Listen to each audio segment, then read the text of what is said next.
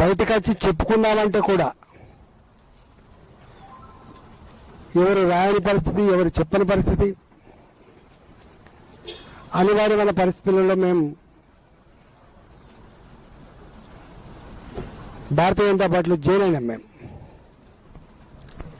సమాజానికి మళ్ళీసారి తెలియాల్సిన అంశం ఏంటంటే, ఈ మధ్యకాలంలో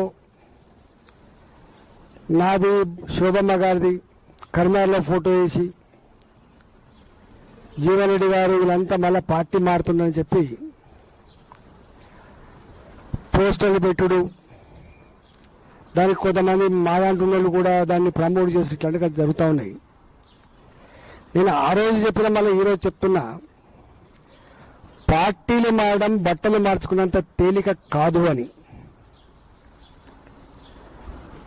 రెండో మాట కూడా గుర్తు చేస్తున్నా, మాలాంటి ఆ స్థాయిలో ఉన్నటువంటి నాయకులు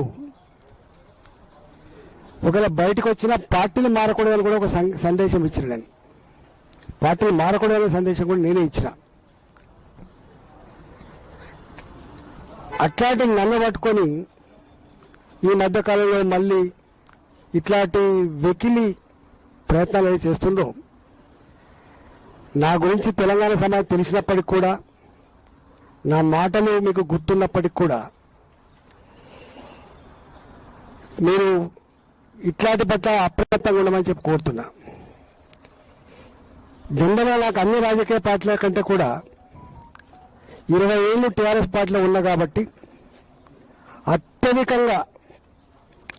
అత్యధికంగా పరిచయం ఉన్న వాళ్ళంతా కూడా న్యాచురల్గా టీఆర్ఎస్ పార్టీలో ఉంటారు. నన్ను అభిమానించే వాళ్ళు ఉంటారు. ఈ మధ్యకాలంలో చర్చ జరుగుతూ ఉంది,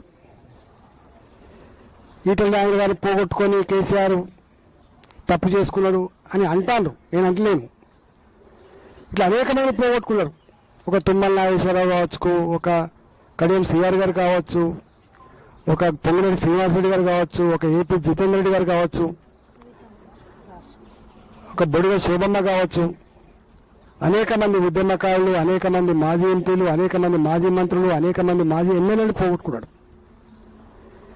అయితే ఈ మధ్యకాలం పెద్ద చర్చ జరుగుతూ ఉంది.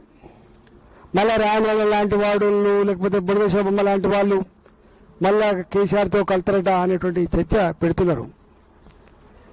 ఇట్లాంటి పిచ్చి ప్రయత్నం చేయొద్దని చెప్పి నేను కోరుతున్నా. ఆ సబ్జెక్ట్ ఎత్తేనే నాకు నేను ఆడ భరించిన బాధ ఏందో గుర్తుకొస్తూ ఉంటుంది. ప్రజల కాలాన్ని నేను చెప్పలేకపోయినా కానీ నన్ను కేవలం బర్తరం చేయడం మాత్రమే కాకుండా పేపర్లలో, టీవీలలో నా క్యారెక్టర్ అసాసిన్మెంట్ చేయడమే కాకుండా తనకున్న అధికార బలంతో ఆనాడు రఘునందన్ రావు అనేటువంటి ఒక ఐఏఎస్ ఆఫీసర్ బృందాన్ని వేసి రాత్రే ఒక 3 లక్షల రిసెప్టింగ్లలో గోడౌన్స్ ఉంటాయి, ఖాళీ చేయించి 3 ఏళ్ళు ఖాళీ పెట్టించిండు. రాత్రే నాకు ఒక ఫీడ్ ప్లాంట్ 78 కోట్లతో కట్టుకున్న ఫీడ్ ప్లాంట్ పొల్యూషన్ సర్టిఫికేట్ లేదని చెప్పి సీజ్ చేసిండ్రు. వందలాది మంది దళితుల్ని పెట్టి రోజు ధర్నాలు పెట్టించిండ్రు, షెడ్లు కూడా కొట్టించిండ్రు. పొద్దునప్పుడే సర్పంచ్ గారు అన్యాయం అని చెప్పింది, సాయంత్రం కల్లా డబ్బులు ఇచ్చి మేనేజ్ చేసి ఇది నిజమని చెప్పించిండ్రు.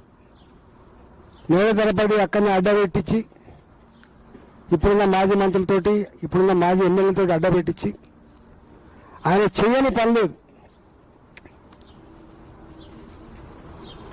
ఫీడ్ ప్లాంట్స్ ఇచ్చేసిండ్రు, కులఫాలు కూడా కొట్టించిండ్రు, భూములు గుంజుకున్నారు. మన ఈ మధ్య కాలంలో మళ్ళీ ఓపెన్ చేసుకుంటున్నాను మెల్లమెల్లగా.